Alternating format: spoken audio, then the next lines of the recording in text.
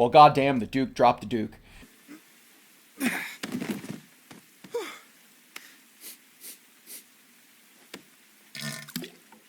Oh, shit.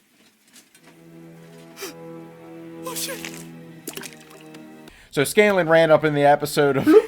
yeah, and, you know, we were talking prior to this that was kind of a comedic relief, I guess. It was. Literally for the Dukes himself and us as we're watching it. But episode 7 opens up with, you know, we got a little backstory on Percy, which I liked. I think he's nothing but a pile of secrets.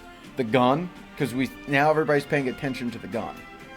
Like, it has the etchings on the side. Well, they realize that when he uses it, like, he gets very angry. He gets, and like, he turns on the doctor's mask. His eyes turn colors, and he looks pretty terrifying. And it's a 6-shooter gun, and Grog asks the question, I think Grog asked it, who's the 6th one for? And I believe it was for himself. Yeah, he was going to kill himself. Right, because his family's dead, but surprise, surprise, Cassandra's alive.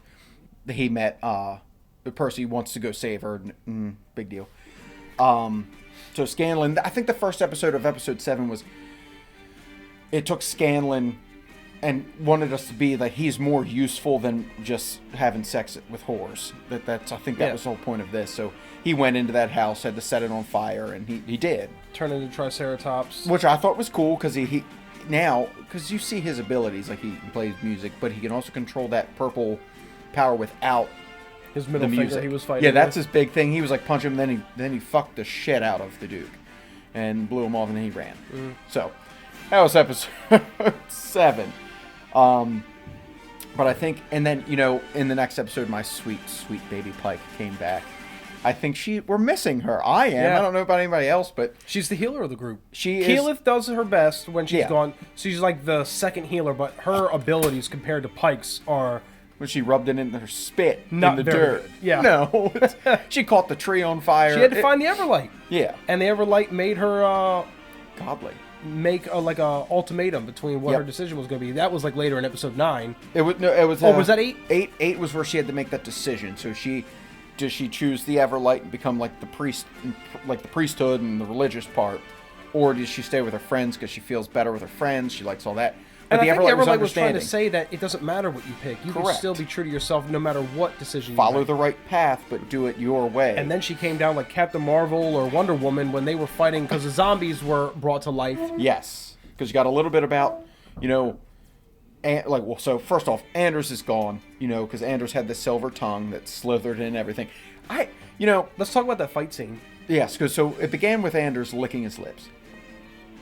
Every time he's talking, that's how you knew. Okay, so now it's like, I was like, all right, silver tongue, that's where, and then I was like, oh, you're a silver-tongued gentleman.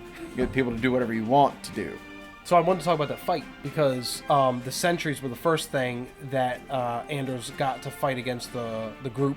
Right. They got their ass beat, and then he turned the whole group on to Percy, and I didn't know how he was going to get out of that. How easily they were like swindled, so that tongue has a lot of power, and Anders is a smart man, as you realize, like he was teaching Percy and Cassandra. And his father and Percy's parents did not value him. That was true.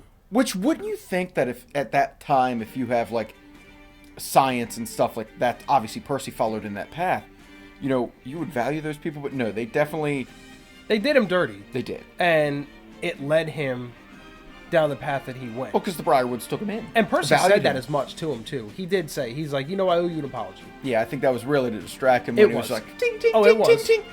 But I think he meant it, though. Just knocked his jaw off, tongues slithering around. That was good. That was like a really good animation, too, where the whole jaw going this way. And he was just bleeding, and then he shot him to end it. I was like, because at this point, you know, as many times as we see Percy whip that thing out and point it, my man doesn't worry about shooting it. He pulls that trigger. And it has infinite ammo for anything not who's on the barrel. No, it seems like he just keeps using You see him loaded a few times now. Obviously, you know, it follows up where I believe in this fantasy realm that we're in. It's a game because they have that bag that holds everything. Also, side note, in that bag when they were emptying it, the hand from the first episode was there. Oh, I didn't see that. Because Grog kept it. And Scanlan pulled out the hand, anal beads, and other things. I meant to tell you, by the way, there was a commenter on our first video on the series. Did you know that Critical Role is playing their characters in real life. They have a YouTube channel. I thought I've It's- done some research on that, and that popped up, I think. Every episode is about 4 hours long, and there are so many of them. And that is what, and they were approached to make the show off of the campaign that they were already playing. Okay. I thought that was immensely No, I've done interesting. research on that. I've seen like this group of people, and they were like, "This is like who it's about." Yep. But apparently, I guess that is their characters they're playing, which is beautiful. I thought think that was that's amazing. so Could you neat. imagine doing that? Like, you just create this Yeah. world that's so rich with lore with you and your friends, and then someone comes to you and says, "You guys want to make a show about this?" And hopefully, this show is super successful. I love it. We both love it. It's I mean, getting great. I think that 3-episode format throws it good. It does. My God, that to me is the best part. Yep. Every week on Friday, I look forward to this show coming out because I know it's not 30 minutes. I get 3 episodes. Best hour and a half of my week. If anime could pick up on this, damn Yeah. it. Because we get treated with ends of seasons, you know, with ones that are 10 minutes longer. We just finished up Demon Slayer season 2. Every week was 1 episode. 22 minutes on the dot. Yeah, on you the get dot. nothing. And but this here, is 30 minutes. we're just, and please, 3 sir, of them can I have some more? every week. Yeah, and it's great. And everyone, they're building this story. So right now we're obviously following the Briarwoods. The Vox Machina is becoming an issue for them because, you know, we raised the zombies because we're losing. Delilah was like, okay, sweet baby, I got you. Calm down. I like the backstory with them too. Yep, I think that was good because you wanted to know a little bit. So to me, they weren't always assholes. I was gonna say they actually seem like Normal people. and she was just trying to save her husband's life. It just so happened what she found led them down this path. Anything you find with a book on the front of that has a skull and you're probably doing some summoning where you have to cut your arms open and bleed for it. Yeah. Probably not the best idea to save somebody. But would you do it if that was what your recourse was? I mean, you don't know it's a Would I like to be a vampire? vampire's book. Hell yeah, I would like to be a vampire. Well, she Now, didn't know 4 that years either. ago, I'd like to have been converted so I could be at my prime.